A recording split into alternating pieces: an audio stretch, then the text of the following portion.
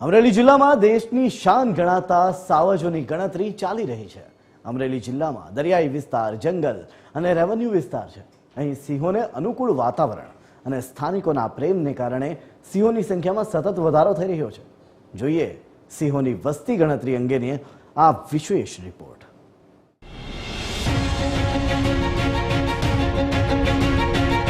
આજે અમરેલી જિલ્લાનો રાજુલા વિસ્તાર, અહીં ચાલી રહી છે સિંહોની વસ્તી ગણતરી। આમ તો દર 5 વર્ષે સિંહોની વસ્તી ગણતરી થાય છે, પરંતુ 2020માં કોરોનાના કારણે વસ્તી ગણતરી થઈ ન શકી હતી, એટલે અત્યારે 10 વર્ષ બાદ સિંહોની વસ્તી ગણતરી થઈ રહી છે। સિંહોની વસ્તી ગણતરી કેવી રીતે કરવામાં આવે છે તે TV13 ને જંગલ વિભાગના અધિકારીઓ પાસેથી જાણવાનો પ્રયાસ કર્યો।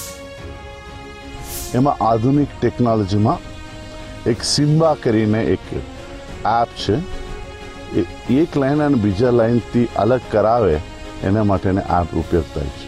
બીજું આપણો મેથડ છે DBV કહેવાય, એને જે આરેક બીટમાં ઉપલબ્ધ જાનવરને પોતે જોવાનું, એમને મૂછ કેટલી છે, એને કેસરી કેટલી હાઈટ છે, એને કેટલી ઉંમર છે, એ પ્રમાણે આઈડેન્ટિફાઈ કરવાનું। સિંહોની ગણતરીમાં સ્થાનિક લોકો, સિંહ પ્રેમીઓ, પર્યાવરણ પ્રેમીઓ, NGOને પણ જોડવામાં આવ્યા છે। આ જે સિંહ ગણતરી થાય છે એ બધું ન્યૂ ટેકનોલોજીથી થાય છે। સરકારે કેમેરા પણ આપ્યા છે, AI ટેકનોલોજીથી પણ સિંહ ગણતરી થાય છે અને GPRS સિસ્ટમથી પણ સિંહ ગણતરી થઈ રહી છે। સિંહોની સૌપ્રથમ વસ્તી ગણતરી 1936માં જૂનાગઢ રાજ્ય દ્વારા કરવામાં આવી હતી। ત્યારથી લઈને દર વર્ષ 2015 સુધી સિંહોની દર 5 વર્ષે સિંહોની વસ્તી ગણતરી કરવામાં આવે છે, પરંતુ કોરોનાના કારણે વર્ષ 2020માં સિંહોની વસ્તી ગણતરી ન કરી શકાઈ હતી। વર્ષ 2020માં પૂનમ અવલોકન ગણતરી પ્રમાણે સિંહોની સંખ્યા 674 જેટલી નોંધાઈ હતી। સિંહોની સંખ્યા વધીને 900 સુધી પહોંચી તેવી શક્યતા।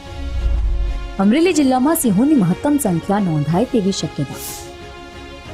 સૌરાષ્ટ્રનો સાવજો પ્રત્યેનો પ્રેમ અને સાવજોને સૌરાષ્ટ્રનું વાતાવરણ માફક આવી રહ્યું છે, જેના કારણે ગુજરાતમાં સાવજોની સંખ્યામાં સતત વધારો થઈ રહ્યો છે। સિંહ સમગ્ર ગુજરાતનું ઘરેણું છે અને તેનું જતન આપણી ફરજ બની છે। અમરેલીથી પરેશ પરમારનો રિપોર્ટ, TV13 ગુજરાતી, હકથી ગુજરાતી।